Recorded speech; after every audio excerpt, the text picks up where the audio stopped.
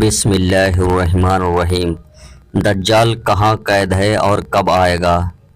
یہ آج کا واقعہ۔ تو چلیے واقعہ شروع کرتے ہیں۔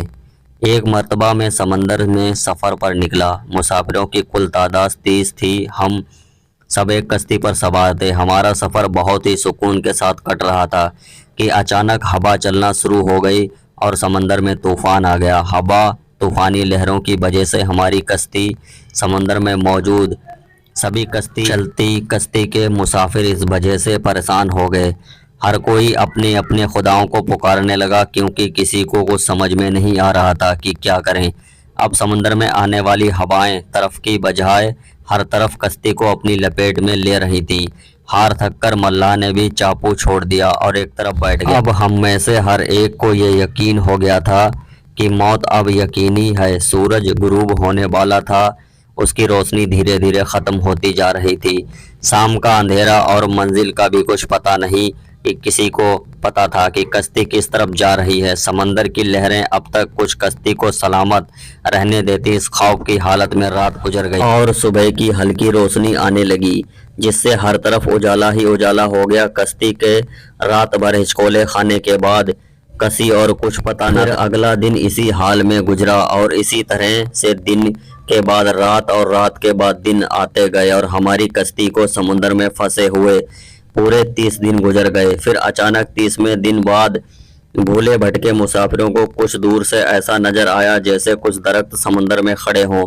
30 دن سے مصیبت میں پھنسے ہوئے مسافروں کو یہ منظر دیکھ کر امید کی کچھ کرن نظر آئی اور ملاح نے جلدی سے وہاں پہنچنے کے لیے پوری طاقت کے ساتھ چاپو چلانا شروع کر دیا اور کشتی کو تیزی کے ساتھ ان درختوں کے پاس لے جانے لگا۔ کشتی میں موجود مسافر انہیں یقین ہو چکا تھا کہ اب موت کے سوا کچھ نہیں ہے۔ ان کے چہرے پر زندگی کی امید نظر آنے لگی۔ جیسے جیسے کشتی قریب ہونے لگی درخت صاف دکھائی دینے لگے۔ ملاح پوری طاقت کے ساتھ کشتی چلا رہا تھا کہ سورج غروب ہونے سے پہلے ان درختوں کے پاس پہنچا جا سکے تاکہ کہیں ایسا نہ ہو کہ اندھیرا ہو جانے کے بعد ہم اس آخری امید کو بھی ہاتھ دھو بیٹھیں۔ پھر کشتی آہستہ آہستہ ان درختوں کے پاس بڑھنے رہی تھی۔ جب درخت قریب آئے تو سارے مسافر جان کر خوشی ہوئی کہ یہ سمندر میں واقعی کوئی جزیرہ ہے۔ ابھی تو سورج مکمل غروب نہیں ہوا تھا۔ کشتی دھیرے دھیرے جزیرے کے کنارے پہنچ گئی۔ مسافروں کو اس جزیرے پر اترتے زیادہ وقت نہیں ہوا تھا کہ درخت میں عجیب قسم کا جانور نکلا۔ اس جانور کے پورے جسم پر بال تھے اور اس طرح لمبے اور گھنے تھے کہ یہ پتہ ہی نہیں چل رہا تھا کہ جانور کا اگلا حصہ کون سا ہے اور پچھلے حصہ کون سا ہے۔ سارے مسافر اس عجیب و غریب جانور کو دیکھ کر حیران اور پریشان ہو گئے کیونکہ اس میں سے کسی نے ایسا جانور نہیں دیکھا تھا اور سارے مسافر اس بات سے بہت پریشان ہونے لگے کہ یہ کیا بلا ہے۔ ایک مسافر نے دوسرے مسافر سے پوچھا یہ کیا چیز ہے؟ جانور نے گائے مسافر کی یہ بات سن لی اور مسافر کے جواب سے پہلے وہ جانور خود بولا کہ میں جاسوس جانور ہوں۔